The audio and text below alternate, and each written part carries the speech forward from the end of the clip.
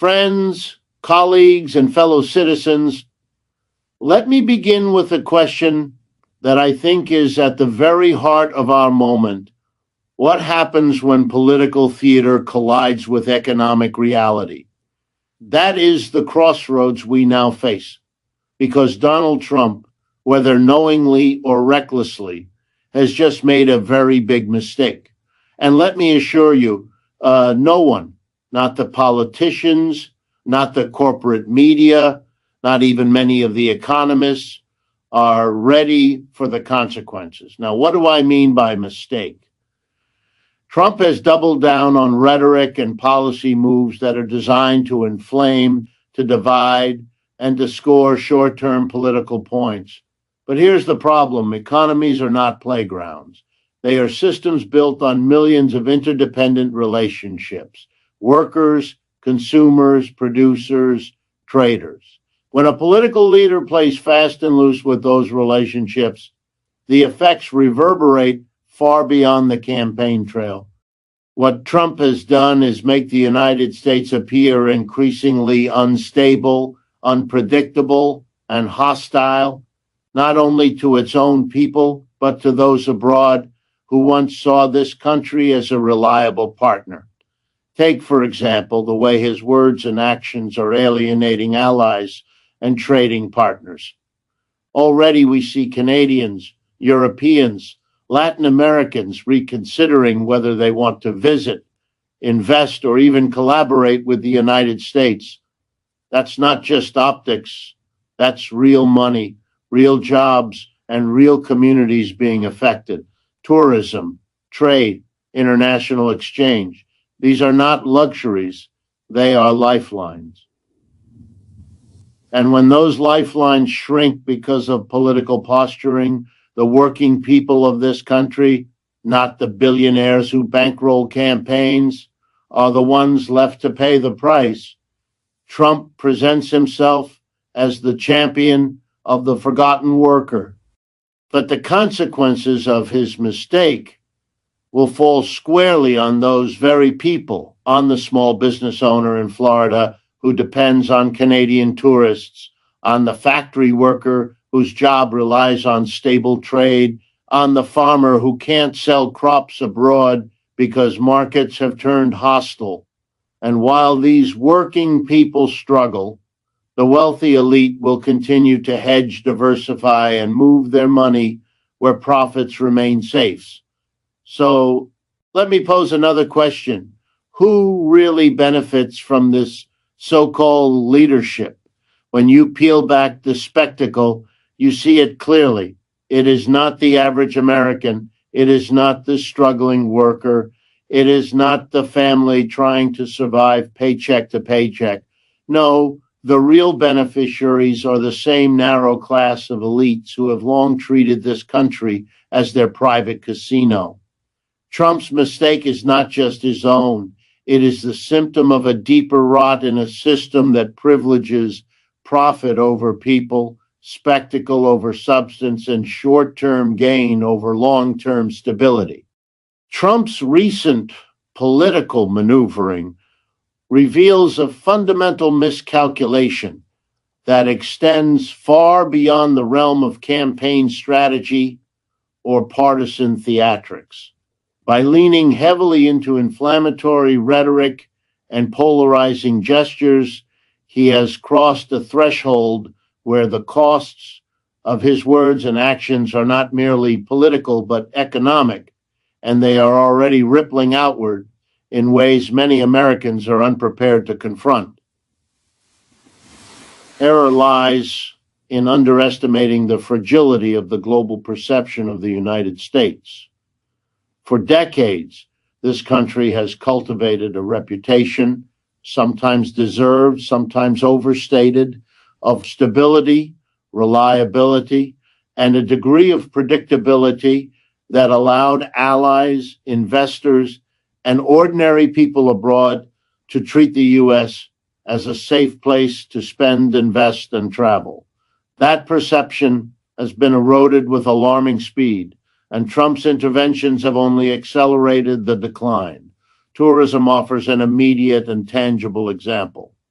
Canadian families who once crossed the border each summer to visit resorts, amusement parks, or simply to enjoy the cultural exchange with their southern neighbor are now reconsidering those plans. Why? Because Trump's tone has fostered an atmosphere of hostility and unpredictability. When a country's leader sends signals that outsiders are unwelcome, that foreign governments are to be treated with suspicion, or that alliances are disposable bargaining chips, ordinary people abroad absorb that message. They do not separate the political theater from their lived experience. They take it as a warning. For the United States, this translates directly into lost revenue, closed hotel rooms, empty restaurants, and shrinking sales for countless small businesses. A sector as significant as tourism cannot endure such blows without consequence, and yet the rhetoric continues as if those consequences were irrelevant. The damage does not stop with tourism. International trade relationships, which form the backbone of many American industries, are also at risk.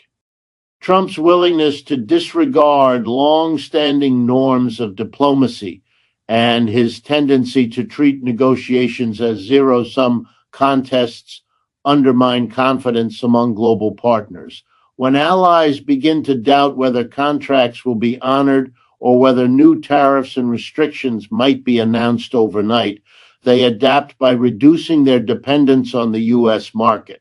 Some shift their partnerships to Europe, Asia, or even regional blocs in Latin America.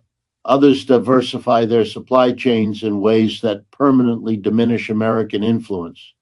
These are not short-term inconveniences. They are long-term structural adjustments that reduce U.S. leverage and cost American workers opportunities that may never return. One of the most overlooked dimensions of Trump's mistake is the way perception itself shapes economic outcomes. Investors, tourists, students, and governments all rely on trust. Trust that the United States is a stable environment for their money, their travel, or their collaborations. By repeatedly deploying rhetoric that destabilizes this trust, Trump has made the U.S. appear volatile, even antagonistic. It is not a matter of whether he intends to do so. It is the fact that in global affairs, perception is reality.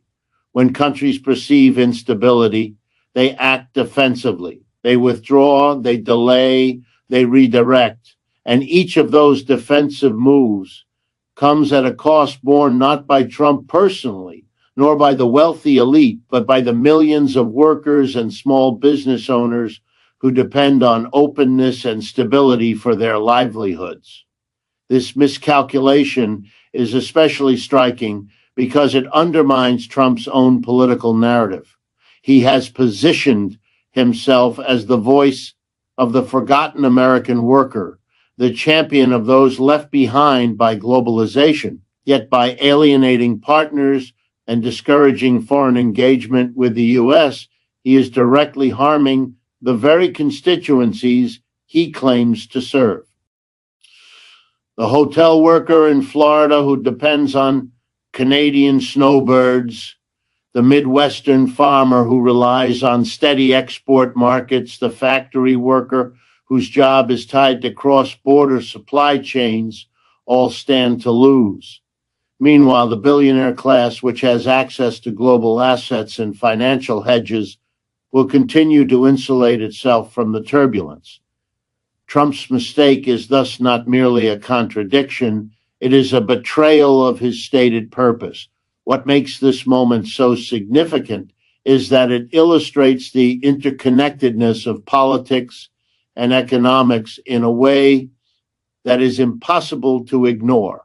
Political gestures, no matter how symbolic they may appear, reverberate through economic systems that touch millions of lives. Trump's failure to appreciate or acknowledge this dynamic marks a profound error in judgment. It reveals a dangerous gap between spectacle and substance, between the pursuit of political advantage and the maintenance of economic stability.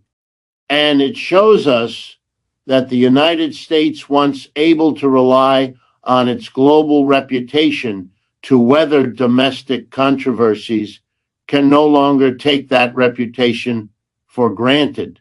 Each reckless word, each divisive act chips away at a foundation that took decades to build and may take just as long to repair. The fallout from Trump's mistake does not distribute itself evenly across society. In fact, one of the most striking and tragic features of this moment is how the costs fall overwhelmingly on ordinary working people, while the wealthy elite, who hold the most resources, remain shielded from the consequences. This asymmetry is neither accidental nor temporary. It reflects the way our economic system is structured. Whenever instability arises, whether through policy blunders, reckless rhetoric, or sudden shifts in international relations, it is always those at the bottom and middle of the economic ladder who feel the sharpest pain first. Trump's recent actions fit seamlessly into this pattern, exposing workers to risks that they neither created nor asked for. Consider the service sector worker in a tourist-dependent state like Florida or Nevada. For decades, these economies have relied on seasonal visitors, many of them Canadians and Europeans, who contribute billions each year when foreign visitors cancel their plans because they perceive hostility or unpredictability from U.S. leadership. The immediate result is empty hotel rooms, shuttered restaurants, and quiet shopping districts. The worker whose livelihood depends on tips, steady hours, and a flow of customers suddenly faces reduced shifts or even layoffs. These workers do not have the savings or investment portfolios that allow them to weather such downturns. They live paycheck to paycheck, and the loss of even a few weeks of steady income can mean falling behind on rent, cutting back on groceries, or taking on high-interest debt simply to get by. The same logic applies to farmers and agricultural workers whose products are deeply tied to international trade. Soybeans, corn, beef, dairy, these goods flow across borders, often supported by decades of negotiated agreements and predictable export channels. When foreign markets cool toward the United States out of frustration with its leadership or fear of sudden tariffs and retaliations, demand shrinks, prices fall. And once again, it is not the agricultural corporations or landowning elites who absorb the losses. They may consolidate, mechanize, or even pivot to other ventures. But the farmhand, the truck driver, the warehouse worker, all of whom depend on stable demand, are the ones who face unemployment or drastically reduced hours. Trump's rhetoric may win applause at rallies, but it reverberates in the form of weaker commodity prices and diminished prospects for rural communities that already struggle to survive. Manufacturing workers, too, are entangled in this chain of consequences. In a world of global supply chains, a single factory's health depends on the smooth flow of parts, materials, and agreements across borders. When political leaders send signals of unreliability, foreign companies and investors hesitate. Some redirect production to other regions, bypassing the United States altogether. The result is fewer contracts, fewer factory jobs, and more closures in towns already hollowed out by decades of deindustrialization. Once again, those who lose are not the owners of the factories who can relocate capital, but the workers whose skills and livelihoods are tied to specific jobs in specific communities. Meanwhile, the wealthy elite remain remarkably insulated. High net worth individuals and corporations diversify their holdings globally. When instability threatens one market, they shift capital to another. When tourism dips, they expand investments elsewhere. When U.S. trade falters, they seek returns in Europe, Asia, or emerging markets. They are not at the mercy of local demand or weekly paychecks. In fact, in times of instability, elites often profit, as volatility creates opportunities for speculative gains. Thus, while workers suffer from shrinking paychecks and job insecurity, those at the top may actually grow wealthier. This contrast illustrates the cruelty of a system that socializes losses onto workers while privatizing gains for capital owners. Trump's error, therefore, is not simply political or rhetorical, it is profoundly economic in its impact. By making the United States appear hostile and unstable, he disrupts the delicate balance of confidence upon which millions of working class livelihoods depend. Yet he does so from a position of personal and financial security, as do his wealthiest supporters. This disconnection between the costs borne by the public and the insulation enjoyed by the elite exposes the hollowness of Trump's claim to represent the forgotten American. In reality, his policies and his posture accelerate the very dynamics that deepen inequality, leaving ordinary people more vulnerable while ensuring that the rich remain protected. If there is a tragic irony here, it is that many of the workers most directly harmed are those who place their faith in Trump to deliver something different from the status quo. They hope for policies that would stabilize their jobs, restore their communities, and shield them from the ravages of globalization. Instead, they find themselves more exposed than ever, paying the price for a leader's miscalculation, while elites carry on untouched. The story of Trump's mistake is therefore also the story of America's deeper class divide, where the burdens of political recklessness fall squarely on the shoulders of those least able to carry them. Trump has always framed himself as the champion of the forgotten worker, the political outsider who would take on the elites and deliver for those abandoned by both major parties. That narrative has been central to his appeal, especially in communities devastated by deindustrialization, outsourcing, and stagnant wages. Yet when we examine the material outcomes of his policies and rhetoric, a very different picture emerges. Far from empowering the working class, his actions have consistently tilted the scales in favor of the wealthiest Americans, the very elites he claims to oppose. What appears as populism on the surface functions in practice as a shield for corporate interests and a continuation of economic patterns that deepen inequality. The mask of populism works through rhetoric. Trump's speeches are peppered with lines about protecting American jobs, putting workers first, and punishing those who have supposedly taken advantage of the United States. These messages resonate with millions who have seen their towns lose factories, their wages stagnate, and their futures grow uncertain. Yet behind those stirring words, the substance of policy tells a starkly different story. Tax cuts passed under his administration overwhelmingly benefited corporations and the wealthy, providing a windfall to shareholders while leaving workers with little more than temporary crumbs. Deregulatory efforts were sold as ways to free businesses so they could hire and grow, but in practice, they often stripped workers of protections, leaving them more vulnerable to exploitation. This contradiction is not a side effect. It is the design. Populist language serves as a cloak, a way to mobilize anger and frustration while redirecting it away from the true sources of economic insecurity.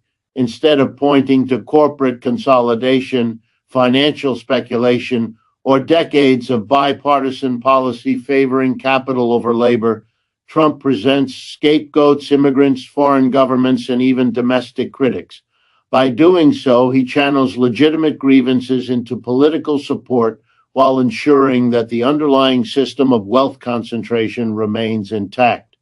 The elites he rails against rhetorically are not the ones who suffer materially. On the contrary, They profit handsomely while workers are left with dashed hopes and even greater precarity.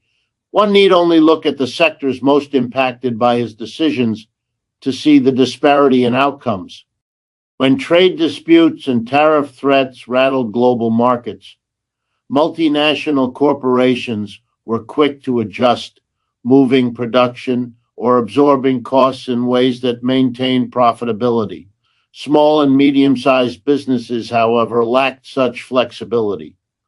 Workers in industries tied to exports or imports bore the brunt through layoffs, reduced hours, or declining wages. Yet Trump presented these disruptions as patriotic sacrifices necessary to defend American interests. Sacrifices, yes, but ones disproportionately borne by those who could least afford them, while elites remained cushioned. The narrative of populism also falters when considering the ways Trump has handled organized labor. True support for working people would involve strengthening unions, ensuring collective bargaining rights, and empowering workers to have a voice in the decisions that shape their lives. Instead, his administration appointed officials who consistently sided with employers, weakened labor standards, and undermined regulatory agencies meant to protect workers' health and safety. The pattern is unmistakable.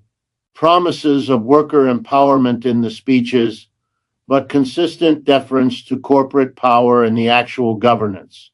This gap between rhetoric and reality is what makes Trump's mistake so consequential. By fostering the illusion of fighting for workers while enacting policies that serve elites, he has not only harmed millions economically, but also eroded trust in the very possibility of genuine reform. People who believed in his promises and now find themselves worse off may grow cynical about politics altogether, concluding that every leader, regardless of rhetoric, ultimately betrays them. That cynicism is a gift to elites because it weakens the possibility of organized resistance or collective demands for systemic change. The outcome is a political landscape where the frustrations of workers are real, but their energy is diverted, misdirected, or dissipated. Trump's performance as a populist allows anger to be vented in ways that do not threaten the wealthy and powerful. In fact, it strengthens them by securing their economic privileges behind a smokescreen of anti-elite posturing. The very idea of populism becomes hollowed out, reduced to slogans rather than substantive change. What workers get are speeches and rallies. What elites get are tax cuts, deregulation, and favorable policies. The deeper tragedy is that this pattern is sustainable for a time.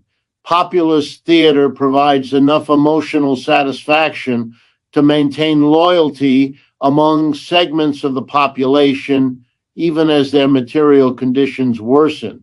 But over the long run, contradictions mount. People begin to notice that their towns are not revived, that their wages are not rising, that their opportunities are not expanding. And when that realization sets in, the sense of betrayal can be profound. Trump's mistake, then, is not simply that he alienates allies abroad or mismanages economic dynamics. It is that he has built a movement on a promise to workers while delivering for elites. And eventually, the reality of that betrayal will become impossible to hide. Trump's misstep cannot be understood as an isolated act of political recklessness, because the truth is that such blunders are inevitable within the system we live under. The problem is not just that one leader makes rash choices or embraces inflammatory rhetoric. The problem is that the structure of our political and economic order concentrates enormous power in the hands of a few individuals and institutions, leaving the majority vulnerable to the whims of those at the top. In this sense, Trump's mistake is not a deviation from the system, but a symptom of how the system functions. When so much of society's future is tied to the decisions of a narrow elite, instability becomes the rule rather than the exception. To see this clearly, one need only look at how decision-making authority is distributed. In a truly democratic economy, workers and communities would have meaningful input into the policies that shape their lives. Instead, the current structure grants disproportionate power to corporate boards, financial markets, and political leaders whose primary accountability is to donors and investors rather than to the public. Trump's rise to power and his subsequent ability to shape policy and perception with little more than a speech or a tweet highlights just how concentrated this power has become. When the fate of entire industries, trade relationships, or diplomatic partnerships can shift based on the words of one man, it reveals a fragility that is built into the very architecture of our system. This fragility is not limited to Trump, nor would it disappear if he exited the political stage. Other leaders, past and present, have wielded similar outsized influence, often with equally destabilizing results: trade wars, financial deregulation, military interventions. These decisions have repeatedly been made by a narrow group of policymakers without broad democratic consultation, and ordinary people have been left to absorb the costs. Trump is distinctive in his style and the rawness of his rhetoric, but the underlying pattern is familiar. When decision-making is removed from democratic control, mistakes of this magnitude are bound to happen. It is important to recognize how economic inequality reinforces this structure. Wealth buys influence, and influence shapes policy. Trump himself, a businessman turned politician, embodies this dynamic. His ability to present himself as a champion of workers while pursuing policies that benefited elites was made possible by a political system already captured by wealth. The problem then is not just Trump's personal contradictions, but the fact that the system makes such contradictions profitable. Leaders can speak one way and govern another, knowing that the institutions most capable of holding them accountable, media, legislatures, regulatory agencies, are themselves shaped by the same elite interests. This is why mistakes like Trump's resonate so profoundly. They expose the distance between the democratic ideals many Americans believe in and the reality of how decisions are made. People are told they live in a system of checks and balances where no single individual can dictate outcomes. Yet the spectacle of Trump altering international relations, disrupting markets, or reshaping alliances through unilateral action tells a different story. It demonstrates that concentrated power, whether in the form of political office or corporate control, produces instability by its very nature. And it shows that ordinary citizens bear the brunt of decisions they had no meaningful role in making. The consequences of this structural problem extend far beyond immediate economic fallout. When people repeatedly witness leaders making decisions that harm them while elites remain secure, trust in the system itself begins to erode. Cynicism grows, participation declines, and the very notion of democracy is weakened.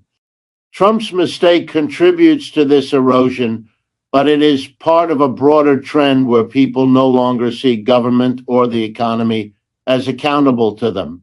This disillusionment can manifest in many ways: withdrawal from political life, support for more extreme figures, or even social unrest. In every case, the system's fragility is laid bare. What Trump reveals then is not simply the dangers of one man's choices, but the broader reality that a society built on concentrated power is inherently unstable. If it were not Trump, it could be someone else. The vulnerabilities are structural, embedded in an economy organized around profit maximization for the few rather than shared prosperity for the many. In such a system, mistakes are not anomalies but recurring features. They reflect the priorities of elites who can afford to gamble with stability because they know they will not personally absorb the costs. Workers, small businesses, and communities, however, are left exposed, bearing the consequences of decisions over which they have little to no control. Dynamic underscores why focusing solely on Trump misses the point. His blunders are visible, even dramatic, but they rest on a foundation that long predates him and will persist after him unless it is fundamentally changed. The United States has created an economy and political structure where the concentration of power ensures that mistakes of this scale will continue to happen. The details may differ, the names, the policies, the rhetoric, but the pattern remains: reckless decisions at the top, devastating consequences for the bottom, and little accountability in between. Trump's recent misstep, while alarming in its own right, carries with it a deeper significance. It is a warning, a signal that the United States can no longer afford to ignore the fragility of its economic and political structures. Mistakes made at the top reverberate quickly through the lives of millions, exposing how vulnerable ordinary people are to the recklessness of leaders who wield enormous power. Yet within this vulnerability lies an opportunity.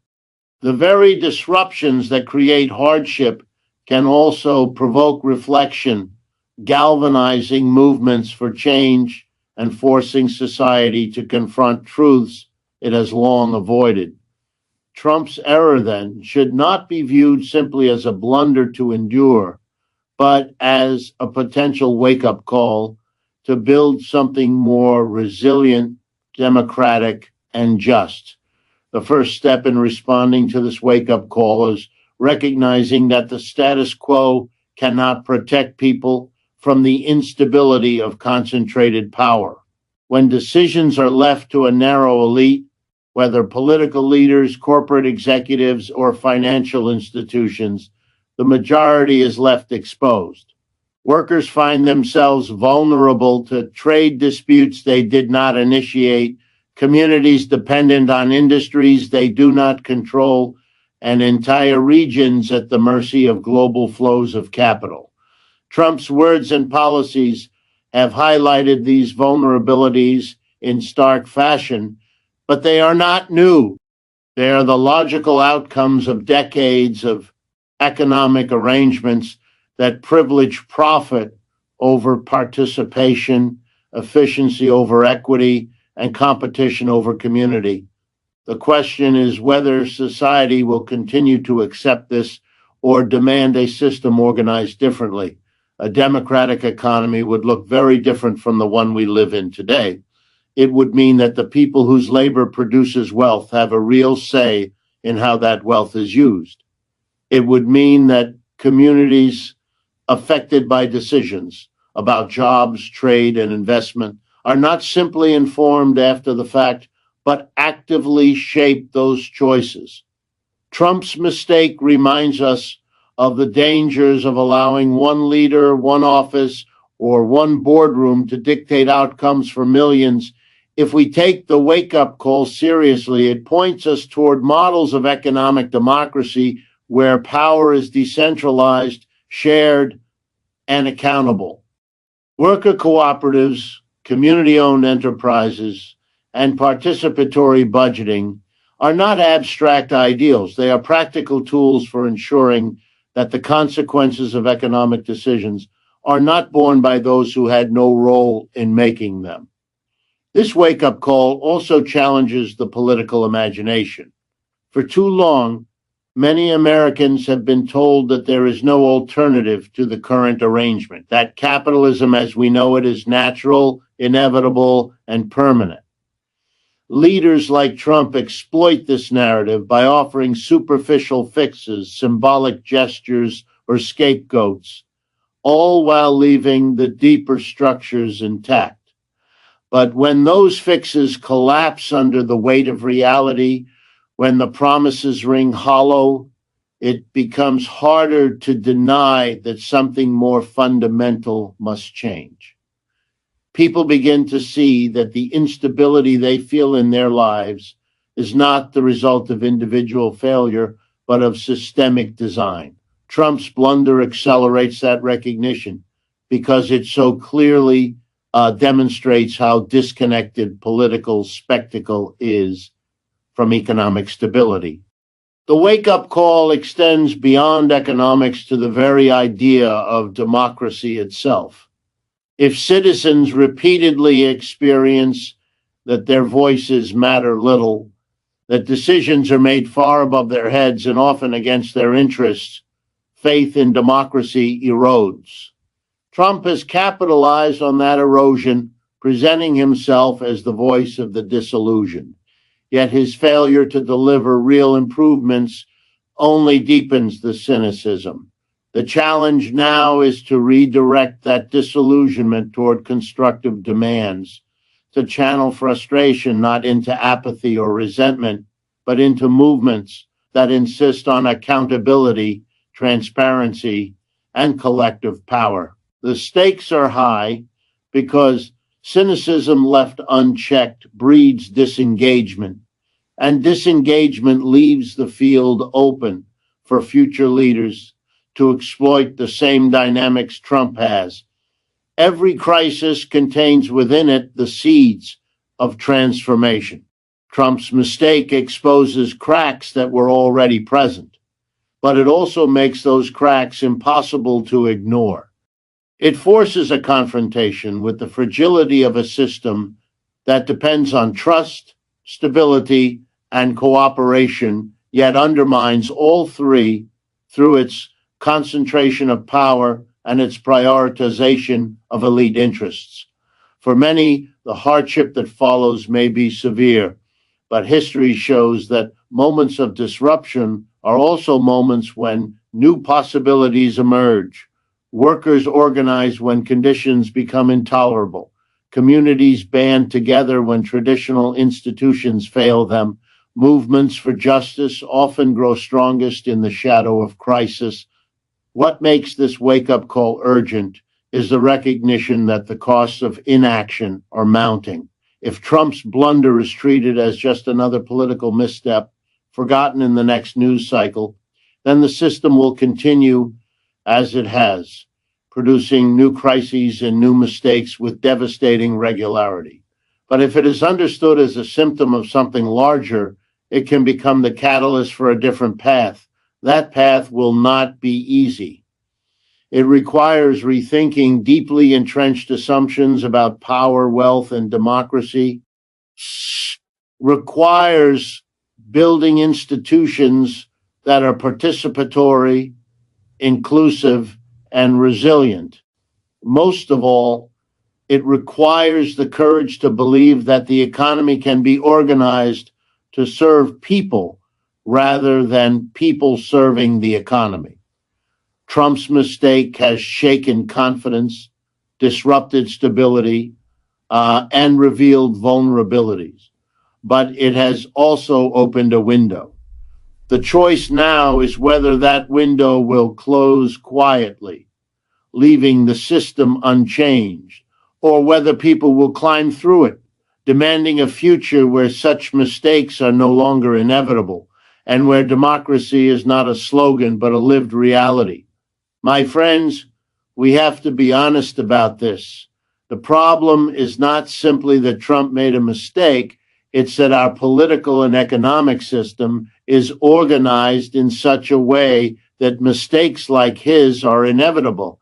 When you tie the fate of millions to the whims of one man's political ambitions, you do not have democracy. You have oligarchy dressed up as populism. So let us take this mistake as a wake-up call.